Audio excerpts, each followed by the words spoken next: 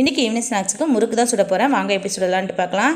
1.5 table spoon அளவுக்கு பொட்டுக்கடலையும் 1.5 table spoon அளவுக்கு பாசிப்பருப்பு எடுத்துருக்கிறேன். இதை நல்லா வறுத்து கருகு விடாமல் வறுத்து நல்லா ஆற விட்டு ஃபைன் பவுடராக அரைச்சி எடுத்துக்கலாம். இதை அரிசி மாவோட சேர்த்து முறுக்கு சுட்டிங்க அப்படின்னா அந்த முறுக்கு பயங்கர கிறிஸ்பியாகவும் டேஸ்டியாகவும் இருக்கும். ட்ரை பண்ணி பாருங்கள். ஒரு பெரிய கப்பு அளவுக்கு அரிசி மாவு எடுத்துருக்கிறேன். ஒரு சின்ன கப்பில் கடல மாவு எடுத்துருக்கிறேன். அதுக்கப்புறம் நம்ம வறுத்த பொட்டுக்கடலை பாசிப்பருப்பு மாவு நல்லா ஃபைன் பவுடராக அரைச்சி அதையுமே சேர்த்துக்கலாம். அதுக்கப்புறம் தேவையான அளவுக்கு உப்பு சேர்த்து 2 ஸ்பூன் கருப்பு எள்ளு என்கிட்ட இருக்குது, அது சேர்த்துக்கிறேன். அதுக்கப்புறம் கொஞ்சமாக தண்ணி விட்டு நல்லா கெட்டியாக பிணைஞ்சிக்கலாம். குலன்னு பிணைஞ்சிட்டிங்க அப்படின்னா எண்ணெயில் சுற்றி விடும்போது அது தனித்தனியாக பிரிஞ்சுட்டு போயிடும். ஷேப் கரெக்டாக வராது. ட்ரை பண்ணி பாருங்கள்.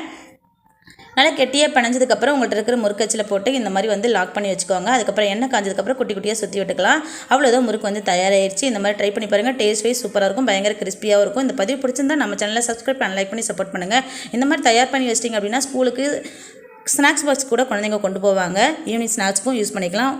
ஓகே, பாய்.